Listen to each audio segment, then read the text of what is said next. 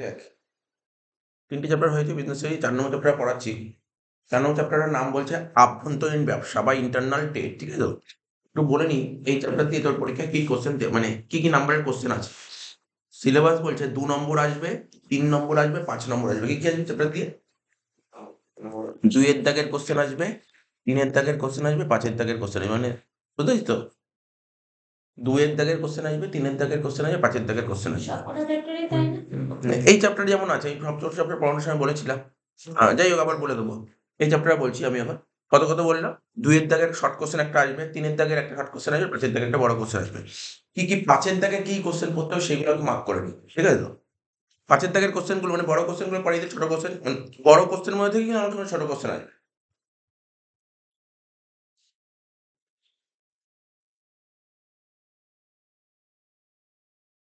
দেখ 5 এর দাগে কি কোশ্চেন ইম্পর্টেন্ট, তোরা দেখ 1 নম্বর কোশ্চেনটা দাগ দে। 1 নম্বর কোশ্চেনটা একদম 1 নম্বর কোশ্চেনটা দেখ। 1 নম্বর কোশ্চেনটা দাগ দে, পাইকারি ব্যবসার বৈশিষ্ট্য। এটা খুব ইম্পর্টেন্ট কোশ্চেন, এটা পড়বো। কোনটা? এই 1 নম্বর আচ্ছা, পেজ ওই যে দেখ পাঁচের তোদের বইয়ের 126 পাতার 1 নম্বর কোশ্চেনটা দাগ দে। 2 নম্বর কোশ্চেনটা দাগ দে। ফার্স্ট কোয়েশ্চেন কি হ্যাঁ বৈশিষ্ট্য ছিল? হ্যাঁ, একই লেখা, আলাদা কিছু নেই, আমি দেখে নিয়েছি। 1 নম্বর কোশ্চেন পাইকারি ব্যবসার বৈশিষ্ট্য, 2 নম্বর পাইকারি ব্যবসার কার্যাবলী, 3 নম্বর পাইকারি ব্যবসায় উৎপাদনকারী। এই দেখ কি লেখা আছে এখানে, পাইকারি ব্যবসার উৎপাদনকারীদের সুবিধা। আমি কি পড়াবো? পাইকারি ব্যবসার সুবিধা পড়াবো। আমার কথাটা মনে দিয়ে শোন, আমি যখন পড়াবো না, আমি পড়াবো পাইকারি ব্যবসার সুবিধা। এবার ওটা উৎপাদনকারীর দিক থেকে লেখা থাকে, খুচরো বিক্রেতার দিক থেকে লেখা থাকে, সব দিক থেকে লেখা থাকে, আমি পুরোটা পড়াবো। এবার ওখান থেকে কোনো একটা কোশ্চেন তুলে নেবে। বুঝতে পারলি ব্যাপারটা কি বললাম? এরকম ভাবে কোশ্চেন করবে।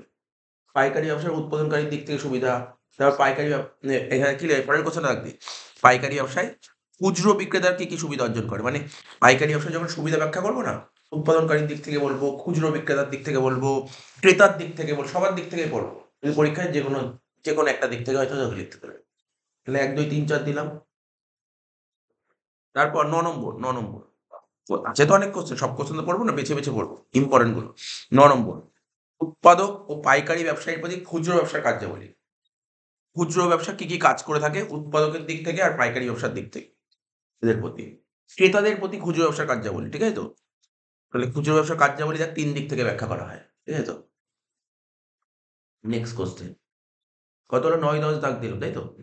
এবার চলে আয় হচ্ছে 17 নম্বর কোশ্চেনটা দেখ কি বলেছে, বিভাগীয় বিপণীর বৈশিষ্ট্য। ঠিক আছে, 17 পর চলে আয় তোর 20 নম্বর বিপণী শৃঙ্খলের বৈশিষ্ট্য। 20 পর চলে আয় হচ্ছে 23। 23 এর কোশ্চেনটা বলছে বিভাগীয় বিপণী সহ বিপণী শৃঙ্খলের পার্থক্য।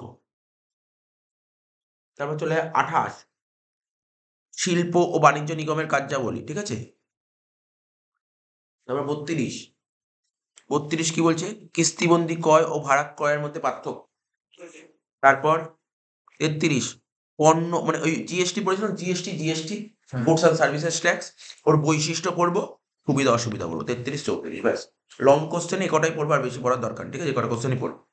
এই যে লং কোশ্চেন এগুলো পড়বি, এর সঙ্গে শর্ট কোশ্চেন অনেক কভার হয়ে যাবে, অনেক কোশ্চেন শর্ট কোশ্চেন কভার হয়ে যাবে ওর সঙ্গে, ঠিক আছে?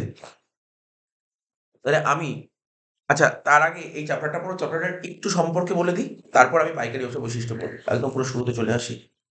তোদের বইতে দেখ, বইয়ের এই পেজের মানে এই চ্যাপ্টারের শুরুতে চলে যা। একটু বলে দিই জিনিসটা কি, যে চ্যাপ্টারের নাম তো আভ্যন্তরীণ ব্যবসা। আভ্যন্তরীণ ব্যবসাকে ইংরেজিতে কি বলা হয়? Internal trade. ইন্টারনাল ট্রেড মানে কি জানিস তো? মানে ভারতবর্ষের মধ্যে যে ব্যবসাটা হবে, ভারতের মধ্যে ব্যবসা, ভারতের বাইরে না, পুরো সারা ভারতে যে ব্যবসা হবে।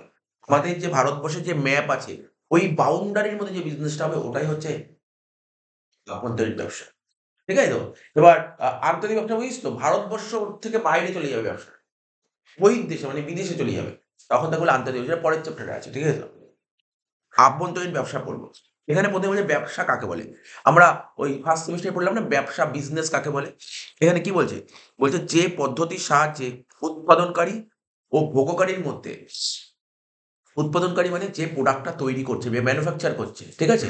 ভোগকারী মানে তার কেউ ধর একটা ধর সাপোজ ধর কেউ একজন পেন ম্যানুফ্যাকচার করলো, কিন্তু আমরা তো স্টুডেন্ট, আমরা তো পেনটা দিয়ে লিখি, তাহলে আমরা কে? আমরা ভোগকারী। তো উৎপাদনকারী ও ভোগকারীর মধ্যে যে ব্যক্তিগত বাধাটা দূর করে উভয়ের মধ্যে যোগাযোগ রক্ষা করে।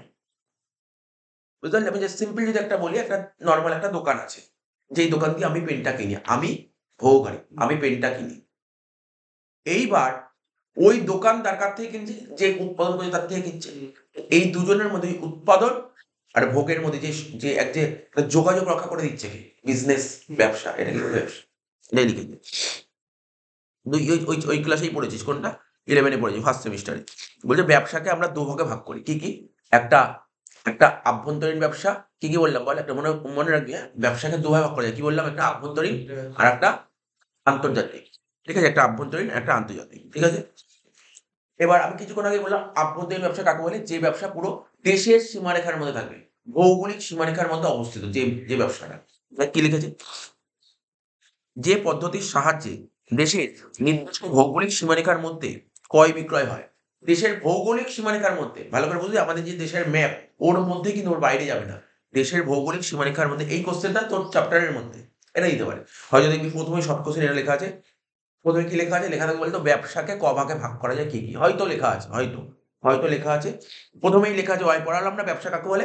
এটাই মডেল পেপারে দেখবি একদম 1 নম্বরের কোশ্চেন আছে, দেখবি মডেল কোশ্চেন যে আছে না, ওর 1 নম্বর কোশ্চেনই আছে ব্যবসা কাকে বলে। বোঝা গেল কি বললাম? ফার্স্ট কোশ্চেন আছে ব্যবসা কাকে বলে, আছে তো? জাস্ট টুক করে এটা দাগ দিয়ে নিবি, এটা পড়ে দিলাম ব্যবসা কাকে বলে। ঠিক আছে? সেরকম দেখছি না, বাট এখানে আমি তোকে পড়ে দিই, আরো কিছু পড়ে দিই। এবার পড়বো, যেহেতু আমি আভ্যন্তরীণ ব্যবসা পড়ছি তো পড়তে হবে আভ্যন্তরীণ ব্যবসা কাকে বলে। তাহলে কি বুঝতে পারলি? যে পদ্ধতির সাহায্যে দেশের নির্দিষ্ট ভৌগোলিক সীমারেখার মধ্যে ক্রয় বিক্রয় হয়, ঠিক আছে তো, তাকে আভ্যন্তরীণ ব্যবসা বলে। এবার দেশের মধ্যে কিভাবে ক্রয় বিক্রয় হতে পারে, পথটা কি, উপায়টা কি আছে? স্থল পথে হতে পারে, জল পথে হতে পারে। এখানে লিখেছে, জলপথ আদান প্রদান কিছু হতে জলপথে হতে পারে, স্থল পথে হতে পারে, বা আকাশ পথ পরিবহনের মধ্যে হয়। এটা নর্মাল ব্যাপার, জানিস তোরা এগুলো। এবার আভ্যন্তরীণ ব্যবসাকে আমরা কয় ভাগ করি? আভ্যন্তরীণটাও পড়েছিলাম ফার্স্ট সেমিস্টারে। আভ্যন্তরীণ ব্যবসাকে দুভাগে ভাগ করা যায় না? কয় ভাগ করি আভ্যন্তরীণ? দুই ভাবে। একটা কি, পাইকারি, এটা খুব জরুরি, এটা কিন্তু মনে রাখতে হবে, কারণ এই চ্যাপ্টারে কিন্তু এটা খুব জরুরি, কারণ এর উপরেই কিন্তু চ্যাপ্টারটা তৈরি আছে। সমস্ত বড় কোশ্চেন আমি যে এখন যে বললাম না, এই চ্যাপ্টার দিয়ে 5 নম্বরে যে বড় কোশ্চেন পড়তে কি কি বললাম, একটা পাইকারি ব্যবসার কথা বলছি, একটা খুচরো ব্যবসার কথা বলছিলাম, ওইগুলোই পড়ো। তাহলে আমাকে যদি বলে কেউ আভ্যন্তরীণ ব্যবসায় কয় ভাগ করা যায়, কি বলবো? ক ভাগে ভাগ করা যায়? দুভাগে। কি কি? পাইকারি, খুচরো। এই যে তুই যে এই সমস্ত দোকান থেকে জিনিস কিনিস, সেটা কোন দোকান থেকে কিনি জানিস? খুচরো, খুচরো ব্যবসায়ী, ঠিক আছে? এই যে আমাদের রাস্তা, আমাদের পাড়ায় বা এখানে যে সমস্ত মুদিখানা দোকানগুলো, এরা সব খুচরো ব্যবসায়ী। পাইকারি ব্যবসায়ী মানে কি, এই সমস্ত খুচরো ব্যবসায়ীগুলো এরা কি করে? এরা দোকানে যে চাল কেনে, এরা চালটা মহাজনদের থেকে কেনে, ঠিক আছে তো? ওটা তো ওরা পাইকারিতে কেনা হয়, ঠিক আছে? পাইকারি ব্যবসা মানে কি? পাইকারি ব্যবসার খুচরো ব্যবসার মধ্যে ডিফারেন্সটা একটু বোঝ। আজকে ধর পাইকারি ব্যবসাটা মানে কি, বেসিক্যালি মহাজন টাইপের হয়, যাদের কাছে প্রচুর, তাদের থেকে তোকে লটে লটে মাল কিনতে হয়, লটে, মানে প্রচুর মাল কিনতে হয় একবারে। আজকে তোর দোকানে, আজকে তুই একজন কনজিউমার, তোর দরকার 1 কেজি চাল, তুই কোথায় চলে যাবি? খুচরো ব্যবসায়ীর কাছে চলে যাবি, খুচরো ব্যবসায়ী তোকে 1 কেজি চাল দেবে, ঠিক আছে তো? এবার পাইকারি ব্যবসায়ীর কাছে, পাইকারি ব্যবসায়ীর কাছে তুই 1 কেজি চাল খেতে যাস, হয়তো দেবে না, ও দেবে না 1 কেজি চাল, ও বলছে না কুইন্টালে মাল নিতে হবে। বললে বুঝতে পারছিস তো? এখানে লেখা আছে, এখানে লেখা আছে। আমি তোকে একটু বেসিকটা বললাম, বেসিকটা, তারপরে আমি পড়ছি। এই দেখ, ওর লিখেছে খুচরো ব্যবসা আবার 2 রকমের হয়। খুচরো ব্যবসা আবার 2 রকমের হয়, শুনছিস তো? একটা বৃহদায়তন খুচরো ব্যবসা আর একটা ক্ষুদ্রায়তন খুচরো ব্যবসা। দেখ, পাইকারি ব্যবসা কাকে বলে? পাইকারি ব্যবসাকে ইংরেজি বলে হোলসেল ট্রেড। বলছি, উৎপাদকের থেকে, উৎপাদক কাকে বলে? যে তৈরি করে, যে তৈরি করে তাকে বলে উৎপাদক, ঠিক আছে? বেশি পরিমাণে দ্রব্য সামগ্রী ক্রয় করে সঠিক দামে অল্প পরিমাণে খুচরো ব্যবসায়ীর কাছে বিক্রয় করাকে বলা হয় পাইকারি ব্যবসা। ঠিক আছে? কি বললাম? মানে বুঝতে পারছিস তো? উৎপাদকের কাছ থেকে বেশি পরিমাণে দ্রব্য সামগ্রী কিনে সঠিক দামে অল্প পরিমাণে, তার মানে কি হলো ব্যাপারটা? এটা ধর হোলসেল ট্রেড বা হোলসেল ট্রেডার, এটা হোলসেল ট্রেডার। ইংলিশে লিখছে, এটা হচ্ছে ম্যানুফ্যাকচারার, এটা ম্যানুফ্যাকচারার, এটা হোলসেল ট্রেডার, এটা হচ্ছে রিটেলার। তোকে জানতে চাইছে কি, স্যার হোলসেল ট্রেড কাকে বলে? তাহলে ও কি বলবে? হোলসেল ট্রেড কি বলবে? স্যার ও, যে এই ভদ্রলোক, এ কি করবে? এর থেকে মালটা কিনবে, এর থেকে মালটা কিনে একে কি করবে? বুঝতে পারলি তো? তাহলে এই যে কাকে বলে হোলসেল ট্রেডার, কাকে বলে? বলছে যে কিনা ম্যানুফ্যাকচারার থেকে কিনবে, কিনে কাকে বেচবে? রিটেলারকে বেচবে। এটাই লেখা আছে, বল। উৎপাদকের থেকে বেশি পরিমাণে দ্রব্য কিনে ঠিক আছে তো? সঠিক দামে অল্প পরিমাণে খুঁজো। কেউ কি পুরো বিক্রি করবে? না, অল্প বিক্রি করবে। অল্প পরিমাণে বিক্রি করবে তাকে পাইকারি ব্যবসা বলে। যে ব্যক্তি পাইকারি ব্যবসায় নিযুক্ত থাকে তাকে বলে পাইকারি ব্যবসায়ী। ঠিক আছে তো? অনেকে থাকে, অনেকে বিজনেস করে। কে আমি বলি, "তুই কি ব্যবসা করিস? কি বিজনেস করিস?" বলছে, "হোলসেলার আমি, হোলসেল করি। আমি হোলসেল করি।" তাহলে তুই কি বিজনেস? আমি রিটেইল। রিটেইল করলে তোর সব খুলতেই হবে। হোলসেলার মানে ওদেরকে বাল্কে সব প্রোডাকশন করে। ঠিক আছে তো? পাইকারি ব্যবসায়ী উৎপাদকের কাছ থেকে উৎপাদক পাইকারি ব্যবসায়ী উৎপাদকের সঙ্গে খুচরো ব্যবসায়ী যোগাযোগ স্থাপন করে। তাহলে পাইকারি ব্যবসায়ী হোলসেলার, এখানে তাহলে কে কার সাথে সম্পর্ক তৈরি করে দিচ্ছে? হোলসেলার। হোলসেলার সম্পর্ক করে কার মধ্যে? ম্যানুফ্যাকচারের সঙ্গে রিটেলারের। তাই তো? উদাহরণ কি? চিত্র পরিবেশক, মোটর যন্ত্রাংশের একমারি পরিবেশক, ইলেকট্রনিক ঘড়ির আঞ্চলিক বিক্রয় প্রতিনিধি। এগুলো জাস্ট একবার এক্সাম্পল গুলো পড়ে নিবি। হোলসেলার কারা? হোলসেলারের উদাহরণগুলো। এবার এর মধ্যে আমি আগে এইগুলো পড়িয়ে দেবো। না, আমি ওরমভাবে চলবো না। আমি আগে পাইকারি ব্যবসা বললাম তো? খুচরো ব্যবসা কাকে বলে এগুলো একবার পড়ি। তাহলে সুবিধা হবে। কারণ আমি একবার ঢুকে গেলে কিন্তু আর ওখান থেকে বেরোনো যাবে না। কারণ ওখানে কি দিয়েছে? বইতে দিয়েছে পাইকারি ব্যবসা বললাম তো? বৈশিষ্ট্য, গুরুত্ব এগুলো দিয়ে দিয়েছে। সুবিধা। আমি ডাইরেক্ট খুচরো ব্যবসায় চলে যাই। এই দাঁড়া ১ মিনিট।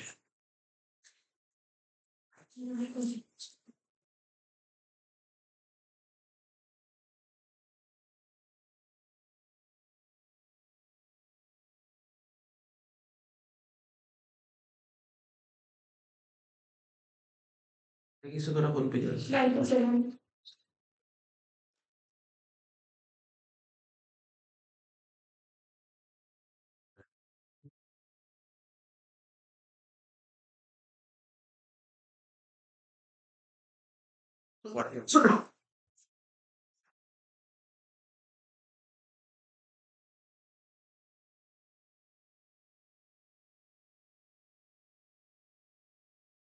97 খুচরো ব্যবসায়ী।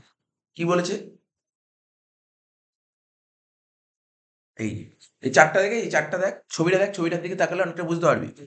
পাইকারি ব্যবসায়ী ১ম এ উৎপাদনকারী, যেখানে প্রোডাকশন হয়। ঠিক আছে? ওর কাছ থেকে কে কিনবে? পাইকারি ব্যবসায়ী কিনবে। মানে হোলসেলার কিনবে। হোলসেলার কাকে দেবে ও? রিটেলারকে দেবে। রিটেলার আবার কাকে দেবে?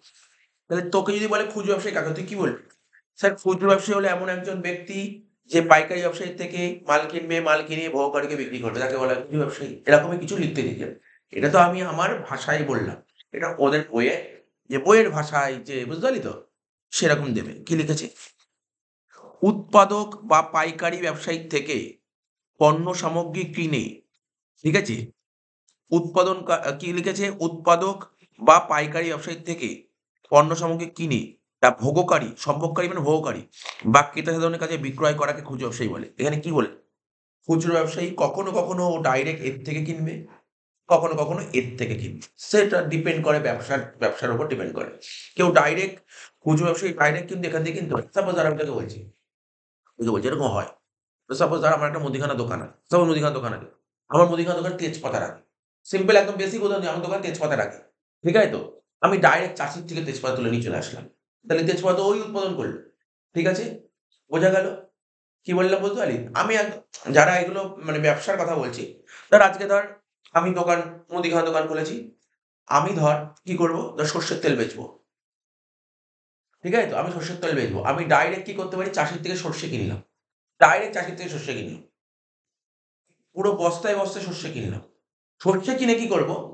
সর্ষেগুলো নিয়ে চলে যাবো মিল কারখানায়, যেখানে শস্য ভাঙানো মানে ইয়ে হয়, তেল তৈরি হয়। ঠিক আছে তো? তো ওখান দিয়ে তেল নিয়ে চলে আসবে। পিওর তেল চলে আসবে আমার কাছে। বুঝতে পারছিস তো কি বললাম? পিওর তেল চলে আসবে। তো এরকম ডাইরেক্ট করা যায়, ডাইরেক্ট কাজ করা যায়। অনেক কিছু ডাইরেক্ট হয়। এবার দেখবি আমি তোকে বলছি, এখানে তো হয় না খুব একটা। দেখবি অনেকে দেখবি, আমার এক পরিচিত লোক আছে, ওদের ওদের ইয়েতে আছে, মুর্শিদাবাদের ওইদিকে। ওদের মিল টাইপের আছে। মানে ওরা কি করে? ওরা মুসুর ওরা মুসুর ডাল বেচে না। ওরা মুসুর বেচে। মজুরটা কি? মুসুর থেকে ডাল তৈরি করতে হয়। ঠিক আছে? মুসুরটা বেচে।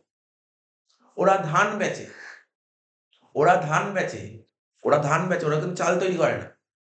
ওরা এবার ওদের থেকে কেউ ধান কেনে। ওদের থেকে কেউ ধান কিনবে। ধান কিনে চাল তৈরি করে তারপর চাল বেচবে। বললাম বুঝতে পারলি তো? তো এরকম ব্যাপার থাকে। এরকম কিছু অনেকগুলো পার্ট থাকে। এবার ডিপেন্ড করে যে যেমন ধর এই যে খুচরা ডাইরেক্ট উৎপাদনকারীর কাছ থেকে কিনলে কাজ হয়ে যাবে, আবার কখনো কিনলে কাজ হয় না। তাহলে ব্যাপারটা বুঝতে পারলি। এখানে উদাহরণ কি বলেছে, যেমন মুদিখানা দোকান, খুচরো ব্যবসায়ী উদাহরণ, সবচেয়ে বেস্ট এক্সাম্পল মুদিখানা দোকান, গ্রসারি শপ, ঠিক আছে তো? তো এখানে কি বলছে, একজন ভদ্রলোক কি বলছে, উইলিয়াম স্ট্যান্টনের ভাষায় কি বলেছে, বলছে খুচরো ব্যবসা বলতে সেই সব কাজকে বোঝায় যেগুলি সর্বশেষ ভোগকারীর কাছে ব্যক্তিগত ব্যবহারের উদ্দেশ্যে পণ্য বা সেবা বিক্রয়ের সঙ্গে প্রত্যক্ষভাবে সম্পর্কিত। অর্থাৎ খুচরো ব্যবসায়ী উৎপাদনকারী বা পাইকারি ব্যবসায়ীর সঙ্গে ভোগকারী, মোট কথা খুচরো ব্যবসায়ী কি করে, পাইকারি ব্যবসায়ীর সঙ্গে কনজিউমারের একটা যোগাযোগ করে, হোলসেলারের সাথে কার যোগাযোগ করবে, হোলসেলের সঙ্গে কনজিউমার। রিটেলারই তো বলছে, রিটেলার কে করে, রিটেলের কাজটা কি, রিটেলার হোলসেলের সঙ্গে কনজিউমারের একটা যোগাযোগ রাখা হবে, এই বলেছে। আর সেরকম কিছু নেই, আমি ডাইরেক্ট যেটা আমার ইম্পর্টেন্ট কোশ্চেন গুলো বলেছিলাম, ইম্পর্টেন্ট কোশ্চেন গুলো চলে আসছে, বুঝেছো?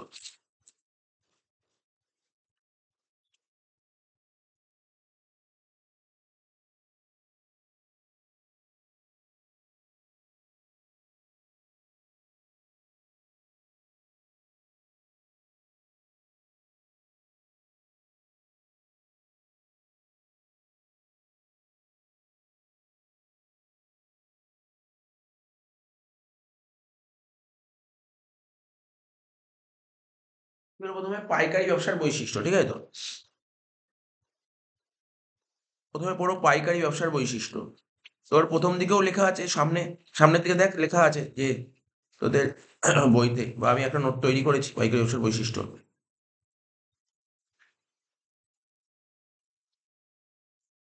দেখছি শুরুতেই লেখা আছে। এই তো ফিজিক্স এক মিনিট বলছি, 92 এক মিনিট 2.1 বলছি গো। পাইকারি ব্যবসার বৈশিষ্ট্য 3.1 দেখ কি বলছে, features of wholesale trade. Wholesale বুঝতে পারছিস তো, পাইকারি ব্যবসার বৈশিষ্ট্য। এখানে কিছু পয়েন্ট তোলা আছে, ঠিক আছে তো?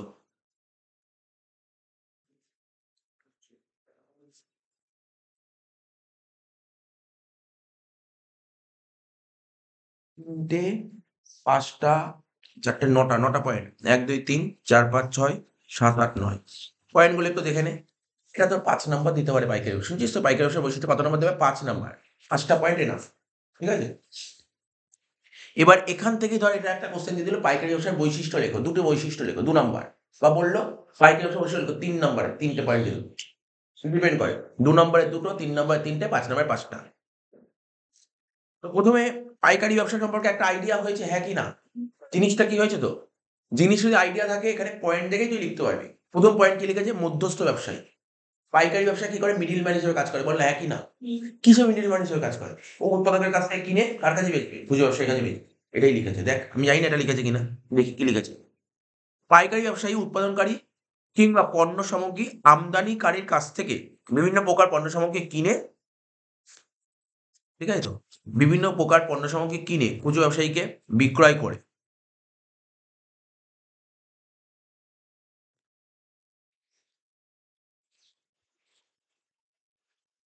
ক্রয় করে খুচরো ব্যবসায়ীকে বিক্রয় করে মধ্যস্থ ব্যবসায়ী হিসেবে কাজ করে। এটিই বন্টন ব্যবস্থার প্রথম ধাপ। তাহলে দেখ কত একদম ইজি, নিজের ভাষায় লিখতে পারবি, এটা একদম নিজের ভাষায় লিখতে পারবি। সেকেন্ড পয়েন্ট, অর্থ সংস্থান। এই যে পাইকারি ব্যবসায়ী যে কাজগুলো করবে, টাকা লাগবে তো, অর্থ সংস্থানকে টাকা জোগাড় করতে হবে, টাকা লাগবে, টাকা ছাড়া তো আর কাজ করতে পারবে না। ওই যে উৎপাদন ও বন্টন ব্যবস্থায় পাইকারি ব্যবসায়ীর বিশেষ ভূমিকা থাকে, ঠিক আছে? উৎপাদন ও বন্টন ব্যবস্থায় মানে এই যে যারা উৎপাদন করছে বা যাদেরকে বন্টন করে, উৎপাদন ও বন্টন ব্যবস্থায় পাইকারি ব্যবসায় বিশেষ ভূমিকা থাকে। যেমন উৎপাদনকারীকে পণ্য ফরমায়েশ দেওয়ার সময় অগ্রিম টাকা দিয়ে অর্থ সংস্থানের ব্যবস্থা করে। ধর আমি হোলসেলার, আমি জানি এখন মার্কেটে কি চলছে, কি চাইছে লোকে, তাহলে যে তৈরি করবে তাকে কি করতে হবে, আমার টাকা দিতে হবে, অ্যাডভান্স করতে হবে, ঠিক আছে তো? এবার যাকে বিক্রি করবে, যে খুচরো ব্যবসায়ীকে, তাকে ধারে বিক্রি করতে হবে, তাকে ধারে বিক্রি করতে হবে। ধার দেবে 10 দিন, 15 দিন, 20 দিন, 1 মাস। যারা ব্যবসা করে তারা জানে ওদেরকে ধার দিতে হয়, তারপরও টাকা দেবে। পাইকারি ব্যবসায়ী করছো তো, এখানে বলছে উৎপাদনকারী পণ্য ফরমায়েশ মানে কি বলতো, অর্ডার, পাতি কথা অর্ডার। অর্ডার দেওয়ার সময়, ঠিক আছে, অর্ডার দেওয়ার সময় অগ্রিম টাকা দিয়ে অর্থ সংস্থানের ব্যবস্থা করে।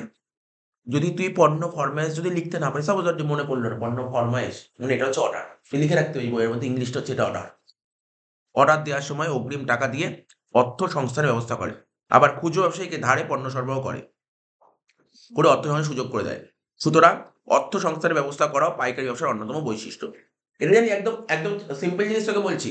ধর যারা হোলসেলার, আমি একটা নর্মাল কথা বলছি, হোলসেলার আমার এখন ধর আমি হোলসেলার, আমি কাকে মাল দেবো? ধর আমি চালের ব্যবসা করি, ধর আমি হোলসেলার, আমাকে দোকানে দোকানে লোকালে যত মুদিখানা দোকান আছে বা যত চালের দোকান আছে, খুচরো দোকান, তাদেরকে আমি চাল সাপ্লাই করি। আমি ধর আজকে ধর সাপোজ একটা সিম্পল এক্সাম্পল বলছি, আমি ধর আজকে নেমেছি চালের ব্যবসা করতে, কি করব? আমি দোকান খুলে চাল বেচবো না, ফোনে ফোনে চাল বেচবো। কি বলবো? যে ফোনে ফোনে আর গাড়ি নিয়ে চাল বেচবো, এই হচ্ছে আমার কাজ। আমি দোকানে দোকানে ভিজিট করবো। আমি বললাম আমি নতুন চালের দোকান খুলেছি, তোমার কি চাল লাগবে? তুমি যেই দামে চাল কেন তার চেয়ে অনেক কম দামে চাল দেবো। জাস্ট আমি দোকানে গিয়ে বলছি, তুমি আমার এই একটা স্যাম্পল প্রোডাক্ট দেখো, তোমার ভালো লাগবে তুমি আমার থেকে নেবে, ভালো না লাগলে নিতে হবে না। ঠিক আছে তো? এইভাবে বলছে আমাকে কিন্তু ক্রেডিট দিতে হবে। তো ওই দোকানদার বলবে আমাকে ক্রেডিট দিতে হবে, দেবো ক্রেডিট, অসুবিধা নেই। আমি তোমার কাছকে মাল দেবো, কিন্তু আমাকে 20 দিনের মধ্যে টাকা দিতে হবে। ঠিক আছে, কিন্তু কোয়ালিটি নিয়ে কোনো কম্প্রোমাইজ হবে না, কোয়ালিটি 1 নম্বর কোয়ালিটি হবে। ঠিক আছে তো? কি বললাম বুঝতে পারলি তো? এইভাবে দোকানে গিয়ে আমি ভিজিট করলাম। বলল ঠিক আছে, দোকানদার বললো তুমি তোমার স্যাম্পেলটা পাঠাও। ঠিক আছে, স্যাম্পেল পাঠাবো। তারপর যে স্যাম্পেল পাঠালাম, ওর ভালো লাগলো, বললো ঠিক আছে তুমি আমাকে 2 বস্তা চাল দাও। প্রথমেই 2 বস্তা চাল দাও। ঠিক আছে তো? তা আমি ওর দোকানে গিয়ে 2 বস্তা চাল দিই। 2 বস্তা চাল দিয়ে আসলাম। মানে আমি তো দিলাম না। আমি তো হোলসেল কাজ করছি। আমি দিলাম না। আমি যখন একটা ব্যবসাটা করছি, নিশ্চয়ই আমার তো কিছু স্টাফ, মানে আমার তো ডেলিভারি বয় রাখবে। ১ম এ ব্যবসা ছোট হলে ১ জন রাখবো, তারপর একটু আস্তে বড় ২ জন, ৩ জন, ১০ জন, ২০ জন রাখবো। আমি রাখলাম। আমি তোকে বললাম যে ওই দোকানে ২ বস্তা চাল দিয়ে আয়। চাল দিয়ে আসলাম। বিল ফেলে দিলাম দোকানে, বিল ফেললাম। টাকা কবে দিবি? বলল, "দেবো। ২ সপ্তাহ পর টাকা দিয়ে দিচ্ছি।" ২ সপ্তাহ পর টাকা দিয়ে দিল। তাহলে কি করলাম আমি ওকে? ২ সপ্তাহ কি দিলাম? ধার দিলাম না? হ্যাঁ কি না? এবার যখন চালটা দিলাম, এবার ওর বিভিন্ন রকমের দোকানের অনেক কাস্টমার আসলো। এবার ও তাদের কাছে খুচরো বেচবে। এবার ওর কাছে কি ইনফরমেশন আসলো যে, এই চালটা আরেকটু এরকম হলে ভালো হতো। মানে বিভিন্ন রকম কাস্টমার বিভিন্ন রকমের যেমন বলবে, সেটা আমি নোট করলাম। নোট করে যে তৈরি করবে, সাপোজ যে তৈরি করছে তাকে তো ইনফরমেশন জানাতে হবে। আর যে তুই ফোন ইউজ করছিস, ফোনে যদি কোনো রকমের কোনো আপডেট হয় তুই বলবি তো। এই যে তুই যেইগুলো বলবি সেইগুলোই তো ওরা জানবে। তারপরে তো এগুলো তৈরি করবে। এই কথাগুলো আমি কাকে বললাম? ম্যানুফ্যাকচারারকে বললাম। বোঝা গেল কি বললাম? তার মানে কি? আর ম্যানুফ্যাকচারারকে যখন আমি এত অর্ডার করবো, ওকে তো অ্যাডভান্স করতে হবে। তাহলে গল্পটা বুঝি এই দুটো বলেছে। এমনি easy point, heavy easy point. এবার বলছে স্তর বিভাজন ও মোড়ককরণ। বলছি পণ্য সামগ্রীর আকার, আকৃতি ও গুণাগুণের উপর ভিত্তি করে স্তর বিভাজন ও মোড়ককরণ করে খুচরো ব্যবসায়ীর কাছে পাইকারি ব্যবসায়ীরা বিক্রয় করে। মানে তুই যে গুডস গুলো বিক্রি করবো আমি না, সেই গুডস গুলো কিরকম দেখতে, আকার কিরকম, সাইজ কিরকম, ঠিক আছে তো? বুঝতে পারলি? কি ধরনের, তারপর আকৃতি কেমন, কোয়ালিটি কি, তার উপর ভিত্তি করে তোর মোড়ক করা হয়। মোড়ক মানে প্যাকেজিং করা হয়। ঠিক আছে? এটাই বলেছে। অবস্থান। পাইকারি ব্যবসা শহর বা শহরতলির উল্লেখযোগ্য স্থানে গড়ে ওঠে। পাইকারি ব্যবসা কোথায় গড়ে ওঠে? শহর বা শহরতলিতে গড়ে ওঠে। সাধারণত গ্রাম অঞ্চলে পাইকারি ব্যবসা দেখা যায় না। মালিকানা। পাইকারি ব্যবসায় অনেক বেশি মূলধনের প্রয়োজন হয়। সেজন্য সাধারণত একক মালিকানায় এই ব্যবসা গড়ে ওঠে না। এই ধরনের ব্যবসা অংশীদারি কোম্পানি মালিকানায় গড়ে ওঠে। ঠিক আছে? দেখ কত ইজি দেখতে, ইজিলি লেখা। ঝুঁকি গ্রহণ। বাজারে পণ্যের চাহিদার পরিবর্তন, মূল্যের পরিবর্তন, গুদামে নষ্ট হওয়ার সম্ভাবনা, এই জাতীয় ঝুঁকি পাইকারি ব্যবসায়ীকে বহন করতে হয়। পাইকারি ব্যবসায়ীকে কি ঝুঁকি নিতে হয়? চাহিদার পরিবর্তন হতে পারে। আজ মানুষের এক চাহিদা ছিল, কাল চাহিদা চেঞ্জ হয়ে গেল। ঠিক আছে? মূল্যের পরিবর্তন হয়ে গেল, টাকা-পয়সা মূল্যের পরিবর্তন হয়ে যেতে পারে। ঠিক আছে তো? গুদামে যারা পাইকারি ব্যবসা করে তারা কি করে জানিস তো? ওরা একসঙ্গে প্রচুর মাল গোডাউন স্টক করে রাখে। প্রচুর স্টক করে পাইকারি ব্যবসায়ী। জানিস তো এটা? খুচরো ব্যবসায়ীরা কম স্টক করে। পাইকারি ব্যবসায়ীরা প্রচুর স্টক করে থাকে। ওরা প্রচুর স্টক করে রাখে। ঠিক আছে তো? আ এতে কি হয়? চাহিদার পরিবর্তন হয়ে গেলে তাহলে নষ্ট হয়ে গেল জিনিসগুলো। তারপর ধর মূল্যের পরিবর্তন হয়ে গেল। আগে ধর আলু মজুত করে রাখলো। আলুর দাম ধর একসময় ধর ও যখন কিনেছিল তখন অনেক কম দাম ছিল। এখন মার্কেটে আলুর দাম প্রচুর বেড়ে গেল, তো খুব লাভবান হয়ে গেল। কিন্তু হুট করে যদি আলুর দাম কমে যায়, তাহলে তো ওর ক্ষতি হয়ে গেল। গুদামে নষ্ট হয়ে যাওয়ার সম্ভাবনা। যে মাল লাগবে গুদামে, এবার সবাই তো আর হিমঘরে রাখতে পারে না। হিমঘরে রাখে, অনেকে হিমঘরে রাখে মানে জিনিস যাতে পচে না যায় তার জন্য অনেকে হিমঘরে রেখে দেয়। এই যে ধর সাপোজ ধর তুই বলছি যেগুলো কমন জিনিস, ধর কোনো একটা জিনিস দরকার হয় কি বলতো শীতকালে, ঠিক আছে তো? তো ধর শীতকালে দরকার হয়, অনেক মাল বেঁচে গেছে, সেগুলো কোথায় রাখে? সব হিমঘরে ওরা মজুত করে রেখে দেয়। হিমঘরে মজুত করে রাখা আছে অনেকে, আমাদের এদিকে বর্ধমানে আছে হিমঘর। বর্ধমান হিমঘরে আমার এক চেনা পরিচিত আছে, ওরা কি করে, ওরা আলু কিনে না, আলু কিনে চাষিদের থেকে ডাইরেক্ট আলু কেনে, বন্ড কেনে, আলুর বন্ড, বুঝতে পারছিস তো? ওরা লাখ লাখ টাকার আলু কেনে, লাখ লাখ টাকা, আমার চেনা জানা আছে, লাখ লাখ টাকার আলু কিনে ওই হিমঘরে মজুত করে রাখে। যেই আলুর দাম বেড়ে গেল সঙ্গে সঙ্গে আলু ছেড়ে দিল, বুঝতে পারলি কি বললাম? ওই আলুর দাম বেড়ে গেল, যে আলু ছেড়ে দিল কয়েক লাখ লাখ টাকা, কোটি কোটি টাকা কামিয়ে ফেললো ওই সময়, ইচ্ছা করে স্টক করে রাখে, দামটা বেড়ে যাবে। বুঝতে পারলি তো? যখনই দাম বেড়ে যায় তখন মালটা ছেড়ে দেয়। এটা একটা বিজনেস, এটা বন্ডিং বিজনেস, এটা বন্ড বিজনেস, আলুর বন্ড অনেক হয়, বিভিন্ন রকমের বন্ড হয় এগুলো। আর যদি দাম কমে যায় তো অত আর লস হয়ে গেল, প্রচুর লস হয়ে গেল, লাখে দাম কমে গেল, লস হয়ে গেল, কিন্তু রিস্ক তো নিতেই হবে, এই লেভেলে ব্যবসা রিস্ক তো নিতেই হবে। ওরা স্যার ওরা কি করে, ওরা আলুর বন্ড গুলো ওরা কি হলো তখন চাষিদের দিয়ে দেয়, ওইগুলো সব কন্ট্রাক্ট থাকে ওইগুলো। সবার লাগিয়ে দেয়। আচ্ছা দেখ শোন, কি বললাম এটা, কি পয়েন্ট বললাম, মানে ঝুঁকি গ্রহণ, তথ্য সংগ্রহ ও সরবরাহ, মানে ইনফরমেশন সাপ্লাই করবে, আর ইনফরমেশন ক্রেতাদের রুচি, পছন্দ ও চাহিদা, বিভিন্ন প্রকার তথ্য এবং বাজারের গতি প্রকৃতি সম্পর্কে খোঁজ খবর নিয়ে পাইকারি ব্যবসায়ীরা উৎপাদকের কাছে পৌঁছে দেয়।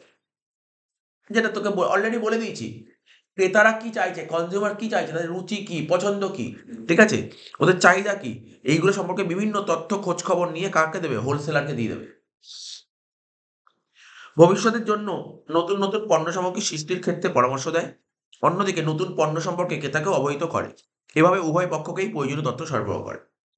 আর পণ্যের চাহিদা বৃদ্ধি, দেশের বিভিন্ন অঞ্চলে, শহরে, বাজারে পাইকারি ব্যবসার কেন্দ্র খুলে পাইকারি ব্যবসায়ী, দেশের বিভিন্ন অঞ্চলে, শহরে, বাজারে পাইকারি ব্যবসায়ীর কেন্দ্র মানে হোলসেল সেন্টার খুলে পাইকারি ব্যবসায়ী পণ্যের চাহিদা ও বাজারের পরিধি বৃদ্ধিতে বিশেষ ভূমিকা গ্রহণ করে।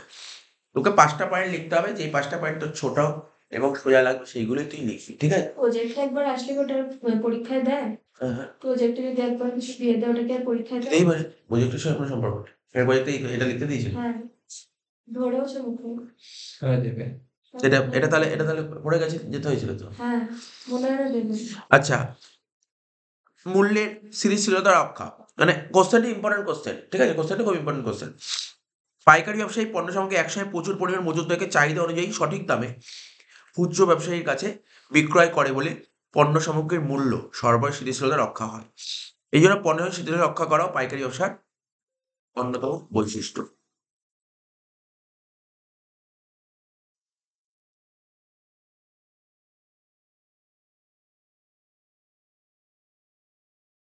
নেক্সট কি কোশ্চেন দিয়েছিলাম দেখ, পাইকারি ব্যবসার কার্যাবলী।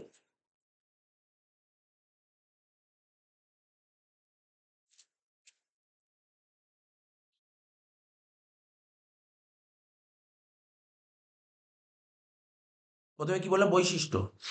এবার বলেছে কি পাইকারি ব্যবসার কার্যাবলী, একটা কি সেবা কার্য, ঠিক আছে, একটা কি বলেছে, একটা সেবা কার্য বা কার্যাবলী, পাইকারি ব্যবসার কার্যাবলী, সেবা কার্য বা কার্যাবলী, ঠিক আছে? দেখ পয়েন্টগুলো দেখ, আমি বলছি, দেখবি অনেকগুলো কিন্তু বৈশিষ্ট্যের সঙ্গে কিন্তু অনেক ম্যাচ পাবি তুই। এক মিনিট আমি বলছি, দেখতে থাক পয়েন্টগুলো দেখ, আমি বলছি।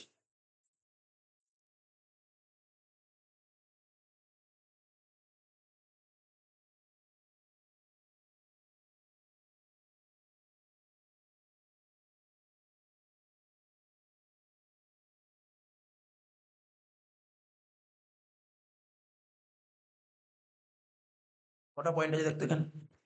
10টা। 10টা, ঠিক আছে। বলছে কি, আগেরটা বৈশিষ্ট্য পড়লি, এবার কিন্তু কার্যাবলী কি কি, মানে পাইকারি ব্যবসা কে কাজ করে, ও কি করে, ক্রয় করে, পাইকারি ব্যবসা কি করে, ক্রয় করবে এবং ক্রয় করে কি করে, এগুলোকে সব একত্রীকরণ করে এক জায়গায়, খুচরো ব্যবসায়ীদের খুচরো ব্যবসায়ীদের কাছে বিক্রি করার জন্য পাইকারি ব্যবসায়ী বিভিন্ন উৎপাদনকারী বা আমদানিকারীর কাছ থেকে বিভিন্ন দ্রব্য সামগ্রী কিনে একত্রে মজুত করে এবং চাহিদা অনুযায়ী খুচরো ব্যবসায়ীদের কাছে যথাসময় যোগান দিয়ে থাকে। তাই বৈশিষ্ট্যের সঙ্গে পয়েন্ট মিল আছে, এটা বৈশিষ্ট্যের সঙ্গেই পয়েন্টটা মিল আছে। নেক্সট বলছে গুদামজাতকরণ। এই যে পাইকারি ব্যবসায়ী যে পণ্যগুলো কিনলো, কেনার সঙ্গে সঙ্গে কি বিক্রি হয়ে যায়? তাহলে কি করতে হয়? মালগুলোকে মজুত করতে হয়। তো বলছে সেজন্য পণ্যগুলিকে গুদামজাত করতে হয়। পাইকারি ব্যবসায়ীরা প্রয়োজন অনুসারে পণ্যগুলি গুদাম থেকে, এখন যখন যখন আমার কাছে অর্ডার আসছে তখন তখন ওদেরকে মালগুলো দেবে, গুদাম থেকে খুচরো ব্যবসায়ীদের কাছে সরবরাহ করে থাকে। ৩ নম্বর, ওই একই পয়েন্ট, দেখ আবার সেই অর্থ সংস্থান দিয়েছে, দেখি মোটামুটি একই জিনিস।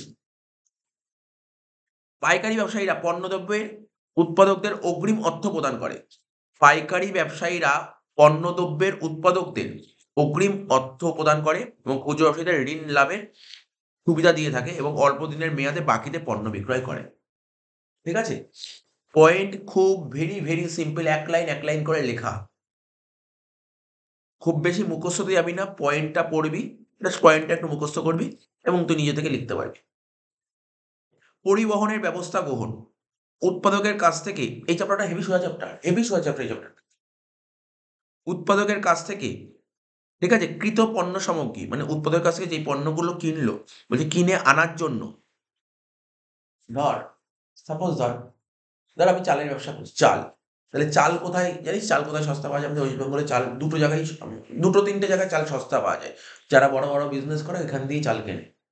এক হচ্ছে তোর বর্ধমান থেকে চাল কেনে লোকে, এক হাবড়া থেকে চাল কেনে, আর এই আমাদের এই লোকালে যারা থাকে তারা এই বাগুইহাটি চালপট্টি থেকে চাল কেনে। ৩টে জায়গা থেকে চাল কেনে। যে তুলনামূলকভাবে বেশি চাল পাওয়া যায়, সস্তায় সবাই এখানে আমাদের এই দমদম চত্বরে যারা চাল ব্যবসা করে, বড় বড় ব্যবসা, ওরা ম্যাক্সিমাম লোক হাবড়া থেকে নয় বর্ধমান থেকে নিয়ে আসে। ঠিক আছে? ম্যাক্সিমাম লোক হয় হাবড়া নয় বর্ধমান থেকে নিয়ে আসে। ঠিক আছে? না, হাবড়ায় একটা চালেরই মার্কেট আছে, বিশাল বড় মার্কেট চালের। ঠিক আছে? তো হয় হাবড়া থেকে নিয়ে আসবে না বর্ধমান থেকে নিয়ে আসবে। তাই কি বলছে? ওই অত দূর থেকে এই চালটা নিয়ে আসে এখানে যারা ব্যবসা করবে, তাদের কি পরিবহন ব্যবস্থা লাগবে কি লাগবে না? যেটা ক্যারেজ যেটা বলছিলাম ফায়ার আগুন করতে। তো বলছি উৎপাদকের কাছ থেকে কৃত পণ্য সামগ্রী আনার জন্য এবং খুচরো ব্যবসায়ীদের কাছে পণ্য পৌঁছে দেওয়ার জন্য বেশিরভাগ ক্ষেত্রে পাইকারি ব্যবসায়ী পরিবহনের ব্যবস্থা করে। পরিবহনের ব্যবস্থা কে করে? পাইকারি ব্যবসায়ী। ওই দেখে একই পয়েন্ট, দেখেছিস তো? কোনো পয়েন্টে আলাদা নেই, ভালো করে দেখ। যে বৈশিষ্ট্য ভালো করে পড়বে তার কিন্তু এটা একসঙ্গে অ্যান্সার হয়ে যাবে এবং যে লিখবি না খাতায় নাম্বারও কাটতে পারবে। আমার মতো বলে ওই বৈশিষ্ট্য যে কটা পয়েন্ট আর এই কটা পয়েন্ট দুটো একসাথে পড়ে নিবি, তাহলে একসাথে কাজ হয়ে গেল, তাই না? এই জন্য যতগুলো পয়েন্ট তুই বেশি পড়ে ফেলবি হয়ে গেল, কাজ হয়ে গেল। একটা দুটো পয়েন্ট এক্সট্রা আছে, দেখ স্তর বিভাজন ও মোড়কজাতকরণ, এটা কি বলার দরকার আছে? আগেরটাই বলা আছে। তাহলে তুই এইভাবেই পড় না, যে পয়েন্টগুলো কমন পয়েন্ট আছে না ওটা পড়ে ফেল। আমার কথাটা বুঝতে পারলি না? ওইটার মধ্যেও কমন, এটার মধ্যেও কমন, তাহলে ওটা পড়লেই তো হয়ে যাবে। তোর তো ৫টা থেকে ৬টা পড়তে হবে। আর আমি সবসময় কেন জানিস তো? আমি ৭-৮টা পয়েন্ট পড়ে রাখতে বলি। কেন পয়েন্ট? ধর পরীক্ষা হলে ৫টা পয়েন্ট পড়ে গেলি। এবার ধর হুট করে ধর ৫টা লিখতে হবে। ধর ২টো বা ৩টে মনে পড়লো, ২টো ইন কেস মনে পড়ছে না। এইজন্য সবসময় বেশি পড়ে যেতে হয়। লিখলি কম, পড়ে যা বেশি। তো এইগুলো একবার দেখে নিতে পারবি। আমি মানে এই টপিকটা পড়িয়ে আর বেশি সময় নষ্ট করার জন্য একবার রিড মারলেই হয়ে যাবে। ঠিক আছে? তারপরেও যদি কিছু বুঝতে পয়েন্ট অসুবিধা হয় সেটা বুঝিয়ে দেবো। ঠিক আছে তো? যদি বুঝতে অসুবিধা হয়। নেক্সট কি কোয়েশ্চেন ছিল বল? তাহলে আজকে পুরো পাইকারি ব্যবসায়ীটা আজকে পড়িয়ে দিই, বুঝিস তো? পাইকারি ব্যবসার বৈশিষ্ট্য পড়ালাম, কার্যাবলী পড়ালাম। এবার পড়াবো পাইকারি ব্যবসার সুবিধাগুলো পড়িয়ে দেবো। একটা উৎপাদনকারীর দিক থেকে সুবিধা আর খুচরো বিক্রেতার দিক থেকে সুবিধা।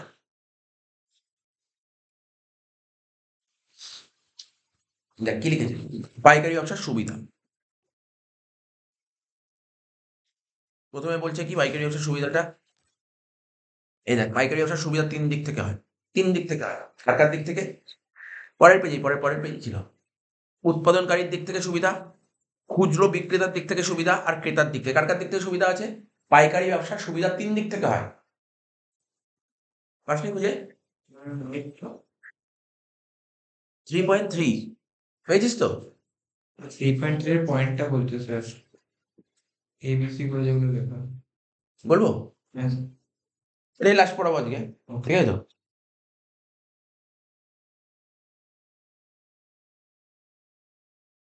তাহলে কোশ্চেনটা কি বলেছে? তাহলে এই যে পাইকারি ব্যবসায়ীদের কি বললাম? পাইকারি ব্যবসা কাকে বলে? বৈশিষ্ট্য, তাই তো? বৈশিষ্ট্য, কার্যাবলী আর সুবিধা। ব্যাস। তাহলে পাইকারি ব্যবসার সুবিধাটা 3 দিক থেকে হয়। পরীক্ষায় তো 3 দিক থেকে দেবে না। পরীক্ষায় কেমন দেবে? বলবে উৎপাদনকারীর দিক থেকে পাইকারি ব্যবসার সুবিধাগুলি বর্ণনা করো। বা বলতে পারি খুচরো বিক্রেতার দিক থেকে পাইকারি ব্যবসার সুবিধাগুলো শুধু তখন তোকে এই পয়েন্টগুলো তোকে লিখতে হবে। মানে মেনশন করে দেবে। মেনশন করে দেবে। কারণ এখন তো আর ওরকম নেই। এখন তো অত বড় কোশ্চেন দেবে না। ছোট কোশ্চেন। প্রথমে পড়ি উৎপাদনকারীর দিক থেকে পাইকারি ব্যবসা কি করে? কি কাজ করে? এই আগে যে পড়লাম না বৈশিষ্ট্য বা কাজ যা বললাম সবার দিক থেকে একবারে বললাম। আর এটা ভেঙে দিয়েছে। ম্যানুফ্যাকচারের দিক থেকে পাইকারি ব্যবসার কি সুবিধা থাকে? প্রথমে হচ্ছে উৎপাদন ব্যয় হ্রাসের সুযোগ। প্রথম পয়েন্ট উৎপাদন ব্যয়। উৎপাদন করবে কে? ম্যানুফ্যাকচারার করবে। ওরাই তো ম্যানুফ্যাকচার যারা করে তারা উৎপাদন করবে। ওই ব্যয়টা কমানোর সুযোগ। কি বলছে? পাইকারি ব্যবসায়ী একসাথে প্রচুর পরিমাণে প্রচুর পরিমাণে পণ্যসামগ্রী কেনে। পাইকারি ব্যবসায়ী কি করে? একসাথে প্রচুর দ্রব্য কেনে। এজন্য উৎপাদনকারী একসঙ্গে অনেক দ্রব্য উৎপাদন করে। ফলে উৎপাদন ব্যয় হ্রাস পায়। তাহলে উৎপাদন ব্যয় কি করে হ্রাস পায়? পাইকারি ব্যবসায়ী একসাথে প্রচুর পরিমাণ দ্রব্য কেনে। আর একসাথে প্রচুর পরিমাণ দ্রব্য কিনলে কি হয়? একসাথে প্রচুর পরিমাণ দ্রব্য কিনলে পাইকারি ব্যবসায়ী যারা উৎপাদন করে তারা একসাথে প্রচুর উৎপাদন করতে পারে। আর প্রচুর উৎপাদন করলে কি হবে? কস্টিংটা কমে যাবে।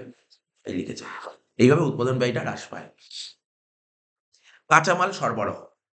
উৎপাদনকারী প্রতিষ্ঠানকে কাঁচামাল সরবরাহ করা পাইকারি ব্যবসার একটা গুরুত্বপূর্ণ কাজ। তাহলে যারা উৎপাদন করে তাদেরকে কাঁচামাল সাপ্লাই করা, র ম্যাটেরিয়াল সাপ্লাই করা এটা হোলসেলারের একটা গুরুত্বপূর্ণ কাজ। পাইকারি ব্যবসায়ীরা অধিক পরিমাণে কাঁচামাল মজুত রাখে, ফলে প্রয়োজন মতো উৎপাদনকারী কাঁচামাল সংগ্রহ করে। ঠিক আছে? এর ফলে উৎপাদনকারীর পক্ষে মূলধন কম বিনিয়োগ করলেও চলে। ঠিক আছে? কাঁচামাল কিভাবে সরবরাহ করে? আবার বলছি, যারা প্রোডাকশন করে ম্যানুফ্যাকচার ওদের তো প্রোডাকশন করতে গেলে কি লাগবে? র ম্যাটেরিয়াল মানে কাঁচামাল লাগবে। এই কাঁচামাল ওদেরকে সাপ্লাই করবে কে? পাইকারি ব্যবসা। ঠিক আছে? পাইকারি ব্যবসায়ী ওদের সাপ্লাই করবে। তাহলে কি বলেছে? এই উৎপাদনকারী প্রতিষ্ঠানকে মানে ম্যানুফ্যাকচারারকে কাঁচামাল সাপ্লাই করা পাইকারি ব্যবসার একটা গুরুত্বপূর্ণ কাজ। কাঁচামাল সরবরাহ করা। দেখ একটা সুন্দর দিক কি লিখ কাঁচামাল সরবরাহ দেখ কত বই পড়তে হবে কাঁচামাল সরবরাহ। আচ্ছা ঠিক আছে কি লিখবো? উৎপাদন আমি বললাম ম্যানুফ্যাকচারারকে নরমালি ম্যানুফ্যাকচারারকে কাঁচামাল সরবরাহ করা পাইকারি ব্যবসার একটা কাজ। এই মেইন যে পয়েন্ট ওটা থেকে একটা লাইন তৈরি হয়ে যাবে। তারপর কি বলছে? পাইকারি ব্যবসায়ীরা অধিক পরিমাণে কি করে? প্রচুর পরিমাণে কাঁচামাল ওরা মজুত করে রাখে। ঠিক আছে? ফলে যখন কাঁচামাল দরকার হয়, যখন কাঁচামাল দরকার কাদের দরকার? কাঁচামাল কাদের দরকার হয়? খুচরো ব্যবসায়ীর কাঁচামাল দরকার নাকি উৎপাদনকারীর দরকার? কাঁচামাল দরকার কার? উৎপাদনকারী। তা বলছে ফলে প্রয়োজন মতো উৎপাদনকারী কাঁচামাল প্রয়োজন মতো উৎপাদনকারী কাঁচামাল সংগ্রহ করতে পারে। এর ফলে যারা উৎপাদন করে তাদেরকে কম টাকা ইনভেস্ট করলেও কিন্তু এই কাজটা করতে পারবে। গুদামজাতকরণের প্রয়োজন হয় না। ঠিক আছে তো?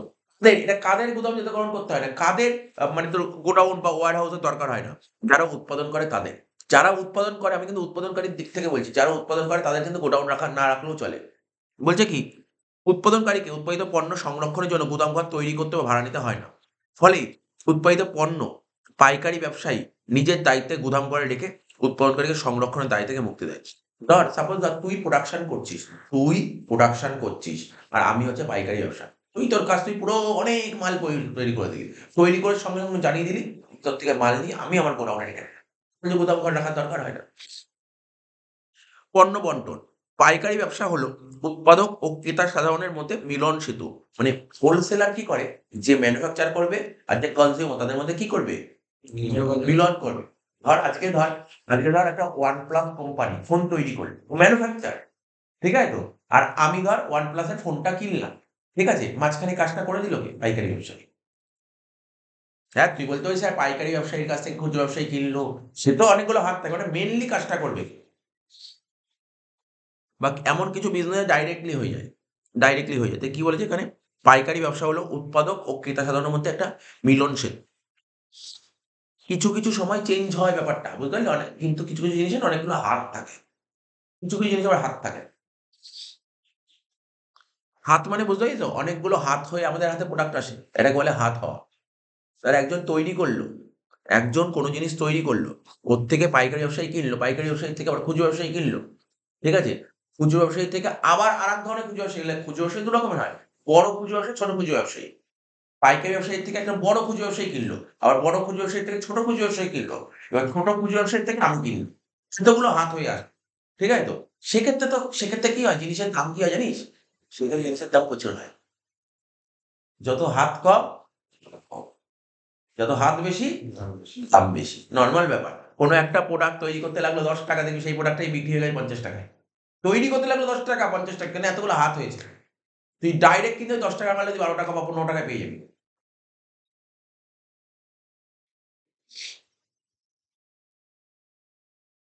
পণ্য বন্টন। এতে তুই ভাব না, খবর চালালে আমরা দেখি না যে মানে চাষিরা দাম পায় না। চাষিরা বলে আমরা এই দামে বিক্রি করলাম ওকে, লাস্ট অব্দি এই দামে বিক্রি হলো। বুঝতে পারছিস তো? তাই কি বললাম, গুদাম পণ্য বন্টন বললাম না? বলছে উৎপাদকের পক্ষে ক্রেতাদের কাছে পণ্য বন্টন করা এক জটিল সমস্যা। কিন্তু এবার দেখ, ওদের কিছু করার নেই যারা প্রোডাকশন করে। কজন চাষীর কাছ থেকে গিয়ে কিনতে পারবে? ওই যে উৎপাদক যারা ম্যানুফ্যাকচার করে, তাদের কাছে কিন্তু ক্রেতার কাছে পৌঁছানো সম্ভব নয়। ওরা কি ক্রেতার কাছে পৌঁছতে পারবে? না। তা এই জন্যই হচ্ছে মিলন সেতু তৈরি করে। উৎপাদকের পক্ষে ক্রেতাদের কাছে পণ্য বন্টন করা এক জটিল সমস্যা। পাইকারি ব্যবসায়ীরাই সাধারণত বা প্রধানত পণ্য বন্টনের দায়িত্ব গ্রহণ করে এই জটিল সমস্যার সমাধান করে থাকে। তাহলে তথ্য সরবরাহ, ইনফরমেশন।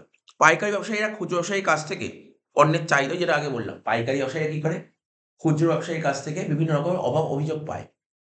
কাস্টমারের কি রুচি হয়েছে, কাস্টমার কি পছন্দ করছে, ওদের চাহিদা কি, ঠিক আছে?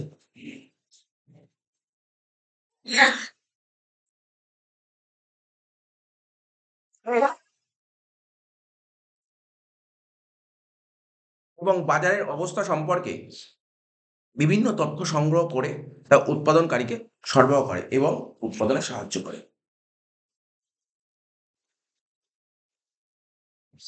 এবার বলছে উৎপাদনের কাজ অব্যাহত রাখা। পাইকারি ব্যবসায়ী উৎপাদনকারীর কাছ থেকে অগ্রিম ক্রয় করে উৎপাদনকারীকে তার উৎপাদনের কাজের ধারাবাহিকতা বজায় রাখতে সাহায্য করে। মানে পাইকারি ব্যবসায়ী উৎপাদনকারীর কাছ থেকে পণ্যটা অগ্রিম মানে অ্যাডভান্সলি কিনে নেয়। ঠিক আছে? উৎপাদনকারীকে তার উৎপাদনের কাজের ধারাবাহিকতা বজায় রাখুন। তোর যাতে উৎপাদনের কাজটা কন্টিনিউয়াস রাখতে পারে, যেন তুই মালটা কিনতে হবে, মালটা কিনে নিস। যে তুই ধর ম্যানুফ্যাকচার, তুই ধর প্রোডাকশন করলি, প্রোডাকশন করে রেখেই দিলি, মাল আর কেউ নিল না। তাহলে তো খুব সমস্যা না? এটা বলেছে। উৎপাদনের কাজটাকে অব্যাহত রাখ। আমি মাল তৈরি করো, মাল বের করতে হবে। তৈরি করলে হবে, তৈরি করে বের করতে হবে। আর তুই দোকান খুলেছিস, দোকানে মাল কিনে রাখছিস, মালটা বেরোতে হবে। না বেরোলে তো তোর লস তো। ঝুঁকি হ্রাস। পাইকারি ব্যবসায়ীদের গুদামজাতকরণের সুবিধা থাকার দরুন পণ্য মূল্যের হ্রাস বৃদ্ধি, নানা রকম দুর্ঘটনাজনিত ঝুঁকি, চাহিদা পরিবর্তনজনিত ঝুঁকি ইত্যাদি উৎপাদককে বহন করতে হয় না। ঠিক আছে? যারা ম্যানুফ্যাকচারার তাদেরকে সেরকম কোনো ঝুঁকি নিতে হয় না। কারণ পাইকারি ব্যবসায়ীদের গুদামজাতকরণের সুবিধা থাকার দরুন। অর্থসংস্থান। উৎপাদনকারী যাতে পণ্য সামগ্রী উৎপাদন কাজ ঠিকমতো করতে পারে, তার জন্য পাইকারি ব্যবসায়ীরা অর্ডারের সঙ্গে, সঙ্গে অ্যাডভান্স টাকা দিয়ে ওদের অর্থনৈতিক সুযোগ করে দেয়। খুব ভালো, ভালো পয়েন্ট আছে। তুই এখান থেকে সুন্দর, সুন্দর ৫ টা ৬ টা পয়েন্ট বেছে নিবি। যেটা তোর কাছে খুব ইজি লাগবে এবং পড়ে লাইন পড়ে পয়েন্ট পড়ে বুঝতে পারছিস মানে। এবার যে খুচরো বিক্রেতার দিক থেকে, খুচরো বিক্রেতার দিক থেকে আমি তো বলছি এই দুটোর মধ্যে একটা পয়েন্ট দেবেই। দেবেই, একদম আসবেই, একদম কনফার্ম। পাইকারি ব্যবসার এই যে কি বললাম আমি, সুবিধা তো? সুবিধা বললাম তো? সুবিধা দুটোর মধ্যে একটা হয়তো কোনো স্কুলে দিল খুচরো বিক্রেতার থেকে সুবিধা বলো, কেউ বললো পাইকারি ব্যবসার দিক থেকে সুবিধা, এই তোর উৎপাদনকারীর দিক থেকে সুবিধাটা বলো। ১ম পয়েন্ট বলেছে স্বল্প মূলধন। খুচরো ব্যবসায়ীকে পণ্য মজুত রাখার জন্য অহেতুক অর্থ বিনিয়োগ করতে হয় না। প্রয়োজন মতো সামান্য পরিমাণ মূলধন বিনিয়োগ করে পাইকারের মানে ওই পাইকারি ব্যবসায়ীর কাছ থেকে পণ্য সামগ্রী ক্রয় করতে পারে। যারা ছোট ব্যবসায়ী না, খুচরো ব্যবসায়ী না, ওরা প্রচুর, প্রচুর মাল স্টক করে রাখে না। ওরা জানে মাল শেষ হয়ে গেলে চলো পাইকারি ব্যবসায়ী থেকে আমরা মাল তুলে নেবো। এই তো বলা যায়। খুচরো ব্যবসায়ীকে পণ্য মজুত রাখার জন্য অহেতুক অর্থ বিনিয়োগ করতে হয় না। প্রয়োজন মতো সামান্য পরিমাণ মূলধন বিনিয়োগ করে পাইকারের কাছ থেকে পণ্য সামগ্রী কিনতে পারে। ওকে স্বল্প পরিমাণ মূলধন দিলেই কিন্তু ও দিয়ে দেবে। মানে স্বল্প টাকা দিলে, অল্প টাকা দিলেই দিয়ে দেবে, পরে বাকিটা দিয়ে দেবে। ২ নম্বর, গুদামজাতকরণের প্রয়োজন হয় না। খুচরো ব্যবসায়ীদের পণ্য মজুত করার জন্য গুদামজাত মানে করানোর প্রয়োজন হয় না। কারণ পাইকারি ব্যবসায়ীরা পণ্য সামগ্রী ক্রয় করে নিজস্ব গুদামে রাখে এবং প্রয়োজন মতো পণ্য খুচরো ব্যবসায়ীদের সরবরাহ করে। দেখবি আমাদের এখানে অনেক ছোট ছোট মুদিখানা দোকান আছে, সবার কি গোডাউন আছে নাকি? সবার গোডাউন নেই, ছোট ছোট খোপের মধ্যে মুদিখানা দোকান চালিয়ে দিচ্ছে। ও যখন মাল শেষ হচ্ছে, দেখবে শেষ হয়ে আসছে, চলো এখন অর্ডার করে দিই, বা ওর থেকে দোকান দিয়ে মালটা নিয়ে চলে আসে। তো ওদের অত গুদাম যাতে করানোর দরকার হয় না, ঠিক আছে? আর যারা খুচরো ব্যবসায়ী ওরা অত মাল কিনেও রাখে না, বেশি মাল কিনে রাখে না, স্টক করে না। টাকা আটকে রাখে না কেউ, কেউ টাকা আটকে রাখে না। আমি ধর মানে ছোটখাটো দোকান, ও চালের বস্তা, ও কি চালের বস্তা ২০-২৫ বস্তা চাল তুলবে? ও ছোট দোকান, ও যদি ছোট দোকান হয়, ও ২০-২৫ বস্তা চাল তুলবে না। ও টাকাটা ২০-২৫ বস্তা চাল তুললে তো টাকাটা আটকে থাকে। ওরা কি করে, মোটামুটি একটা দেখে নেয় যে ২০-২৫ দিনে কতটা চাল লাগে, সেই অনুযায়ী চাল তুলবে। ২০-২৫ দিনে কতটা চাল লাগে, লোকের ডিমান্ড। আমি সব চাল তুলবো?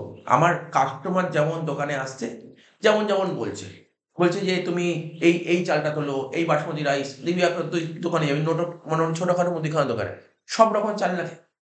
রাখবে না। কিন্তু চালের দোকানে সব রকমের চাল রাখে। কি বলে চালের দোকান? কিন্তু একটা ছোট মুদিখানা দোকান, ওকে সব রকম চাল লাগবে। ও দেখবে ওর এরিয়ায় কি রকমের চাল লোকে চাইছে, এবং সেই চাল বেশি রাখে না।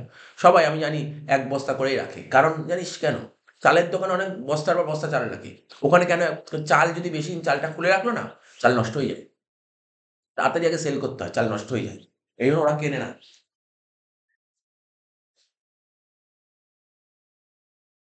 ঝুঁকি হ্রাস। দ্রব্যমূল্যের হ্রাস বৃদ্ধির ঝুঁকি সাধারণত খুচরো ব্যবসায়ীকে নিতে হয় না। এই যে দ্রব্যমূল্য বাড়ছে বা কমছে, তার জন্য খুচরো ব্যবসায়ীদের নিতে হয় না। পাইকারি ব্যবসা নিজেরাই বহন করে। তুই ভাব, আজকে যদি জিনিসের দাম বেড়ে যায়, খুচরো ব্যবসায়ীকে অতটা কিন্তু দায় নিতে হয় না। ঠিক আছে তো? পাইকারি ব্যবসায়ীকে দায় নিতে হয়। পাইকারি ব্যবসায়ীকে দায় নিতে হয়। জিনিসের দাম বেড়ে গেলে আমি কাস্টমার থেকে বেশি দাম নেবো? দাম বেড়ে গেলে দাম বেশি নেবো। খুচরো সে দায় নিতে হবে না। ধর, সাপোজ ধর, এম সাপোজ ধর তোকে বলছি, এখন ধর যারা ডিম বিক্রি করে, ডিমের দাম বেড়ে যাচ্ছে। তাহলে কি ও কি ডিমের দাম কম নিচ্ছে নাকি? ডিমের দাম বেশিই নিয়ে নেবে। বুঝতে পারছিস তো? তো খুচরো ব্যবসায়ীদের দায় নিতে হয় না। দায় কাকে নিতে হয়? পাইকারি ব্যবসায়ীকে দায় নিতে হবে। কেননা ও তো উৎপাদকের কাছ থেকে কিনে রেখেছে। ও তো পয়সা দিয়ে কিনে রেখেছে। বলছে দ্রব্যমূল্যের হ্রাস বৃদ্ধির ঝুঁকি সাধারণত খুচরো ব্যবসায়ীকে নিতে হয় না। পাইকারি ব্যবসায়ীরাই এই ঝুঁকিটা নেয়। তথ্য সরবরাহ। বিভিন্ন রকমের তথ্য সরবরাহ করে, মানে বিভিন্ন রকমের ইনফরমেশন দিয়ে পাইকারি ব্যবসায়ীরা খুচরো ব্যবসায়ীকে সাহায্য করে। ফলে খুচরো ব্যবসায়ীর বিজ্ঞাপন ও প্রচার বাবদ খরচ খুব কম হয়। তুই কখনো দেখেছিস খুচরো যারা ছোটখাটো দোকান করলে ওরা অ্যাড দেয়? শুনেছি কখনো অ্যাড দেয়? না, ওরা অ্যাড কারা দেয়? হোলসেলাররাই অ্যাড দেয়। ৫. বিজ্ঞাপন ও প্রচার। খুচরো ব্যবসায়ীদের পক্ষে বিজ্ঞাপন ও প্রচার কাজের সাহায্যে বিক্রয় বৃদ্ধি করা এবং নতুন চাহিদা সৃষ্টি করা সম্ভব নয়। যে পয়েন্টটা আগেই বললাম। অ্যাড দেয়, অ্যাড কখনো খুচরো ব্যবসায়ী দেয় না। সম্ভব না। ওই ছোট দোকান ওরা অ্যাড দেবে? অ্যাড দেবে না। অ্যাড কারা দেয়? অ্যাডের জন্য যা করবে কিন্তু এই পাইকারি ব্যবসায়ীরাই করবে। তাই বলছে খুচরো ব্যবসায়ীর পক্ষে বিজ্ঞাপন ও প্রচার কাজের সাহায্যে বিক্রয় বৃদ্ধি করা এবং নতুন চাহিদা সৃষ্টি করা সম্ভব না। তাই পাইকারি ব্যবসায়ীরা এই ধরনের বিজ্ঞাপন ও প্রচার সংক্রান্ত যাবতীয় কাজ করে। দ্রুত পণ্য সরবরাহ।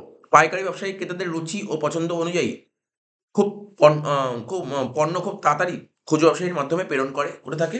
ফলে বাজারে কোনো অভাব দেখা যায় না। বলছে কি ধারে পণ্য ক্রয়ের সুবিধা, যেটা মেইন পয়েন্ট, মেইন ইম্পোর্টেন্ট একটা পয়েন্ট। পাইকারি ব্যবসায়ীরা খুচরো ব্যবসায়ীদের ধারে পণ্য সরবরাহ করে। পাইকারি ব্যবসায়ীরা কি করে? খুচরো ব্যবসায়ী ধারে পণ্য সরবরাহ করে।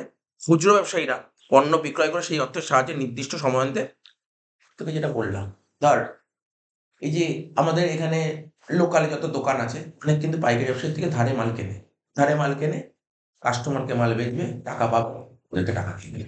এখানে প্রচুর দোকানদার আছে এখানে, ধর ওদের থেকেই ধারে মাল কিনছে। মাল কিনে যে মালটা টাকা বেচে যে টাকাটা পেল, সেই টাকাটাই আবার ওদেরকে দিয়ে দেয়। মানে মাঝখান দিয়ে ওরা প্রফিটটা কামিয়ে নিল। কি বললাম বুঝতে পারলি তো? খুচরো ব্যবসায়ীরা এরকম তো প্রচুর আছে। এখানে প্রচুর দোকান আছে। এরকম কত দোকান আছে। আর এটাই তো নিয়ম, বিজনেসের তো এটাই পলিসি। তুমি ধারে মাল কেনো। ধর আজকে ধর আমি কারোর থেকে ধারে নিলাম, ১৫ দিনের ধার নিলাম। ধারে নিয়ে আমি, আর তোমার ছোট দোকান, আমি যখন কাউকে মালটা বেচবো, ধারেও বেচতে পারি, ক্যাশেও বেচতে পারি। ঠিক আছে? যাদেরকে আমি ধারে বেচবো তাদের থেকে টাকাটা তুলবো। সেই টাকাটা তুলে আবার তোকে দিয়ে দেব। এবার বলছে ক্রেতার দিক থেকে কি সুবিধা হয়? পণ্য সরবরাহ অব্যাহত রাখা। পাইকারি ব্যবসায়ী, উৎপাদনকারী এবং হোকারির মধ্যে খুচরো ব্যবসায়ীর মাধ্যমে সংযোগ সাধন করে পণ্য সরবরাহের ধারা অব্যাহত রাখে। মানে কি করে, ও পণ্য সরবরাহ অব্যাহত রাখে। পাইকারি ব্যবসায়ী উৎপাদনকারী ও সম্ভোগকারীর মধ্যে মানে ভোগকারীর মধ্যে খুচরো ব্যবসায়ীর মাধ্যমে যোগাযোগ রক্ষা করে। মানে আজকে তোর কোনো একটা জিনিসের দরকার, তুই কোথায় যাস? যে তৈরি করে তার কাছে যাস? তুই কি পাইকারি ব্যবসায়ীর কাছে যাস নাকি তোর পাড়ার ছোট মুদিখানা দোকানে? ছোট মুদিখানা দোকান। ছোট মুদিখানা দোকান কি করছে? ও উৎপাদনকারী, বুঝতে পারলি তো? আর ওই একটা যোগাযোগ রক্ষা করেছে। বলছে পাইকারি ব্যবসায়ী কি করছে? উৎপাদনকারী ও ভোগকারীর মধ্যে খুচরো ব্যবসায়ীর মাধ্যমে যোগাযোগ রক্ষা করা। বলছে পণ্য সরবরাহের ধারা অব্যাহত রাখে। অভাব মোচন। পাইকারি ব্যবসায়ী উৎপাদনকারীকে ক্রেতাদের রুচি, পছন্দ, অভ্যাস অনুযায়ী পণ্য উৎপাদন করতে সাহায্য করে। পাইকারি ব্যবসায়ী কি করে? উৎপাদনকারীকে তাদের ক্রেতাদের রুচি, বুঝিস তো? পাইকারি ব্যবসায়ী উৎপাদনকারীকে বলবে ক্রেতাদের এখন কি পছন্দ, সেই অনুযায়ী তুমি পণ্যটা তৈরি কর। ফলে ক্রেতা সাধারণ পছন্দ মতন পণ্য সামগ্রী ক্রয় করে তার অভাব পূরণ করতে পারে। মূল্যের স্থিতিশীলতা রক্ষা। পণ্য সামগ্রী গুদামজাত করে প্রয়োজন মতো খুচরো ব্যবসায়ীদের সরবরাহ করে মূল্যের স্থিতিশীলতা বজায় রাখে পাইকারি ব্যবসায়ীরা। ফলে ক্রেতাদের সঠিক মূল্যে পণ্য কিনতে পারে।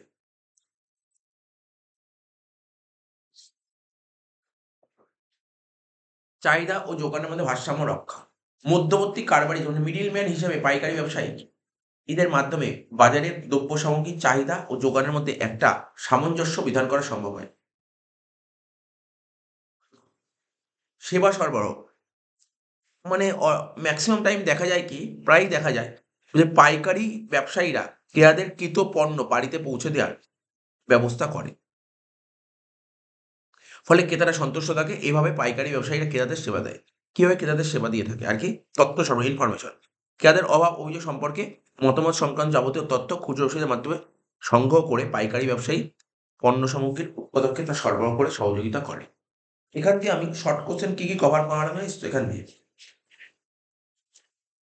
এই যে আমি এখান থেকে কি শর্ট কোশ্চেন পড়াই দিলাম। ব্যবসা কাকে পড়েছি, তুই থাকবি হয়েছে কি শর্ট কোশ্চেন এখনো পর্যন্ত হয়নি। বলছে পাইকারি ব্যবসার মালিকানা ও ঝুঁকি গ্রহণ। এই যে পাইকারি ব্যবসা সম্পর্কে যে পড়ালাম না, পাইকারি ব্যবসার বৈশিষ্ট্য পড়ালাম, সুবিধা পড়ালাম, কার্যাবলী পড়ালাম, এর মধ্যেই তোর মালিকানার পয়েন্ট ছিল, এর মধ্যেই তোর ঝুঁকি গ্রহণের পয়েন্ট ছিল। ও তোকে কেমন পয়েন্ট দিয়েছে? বলছে পাইকারি ব্যবসার মালিকানা সম্পর্কে লেখো আর ঝুঁকি গ্রহণ সম্পর্কে লেখো। আর পাইকারি ব্যবসার উৎপাদন ব্যয় হ্রাস, ঝুঁকি হ্রাস অলরেডি দিয়েছি, উৎপাদন ব্যয় হ্রাস।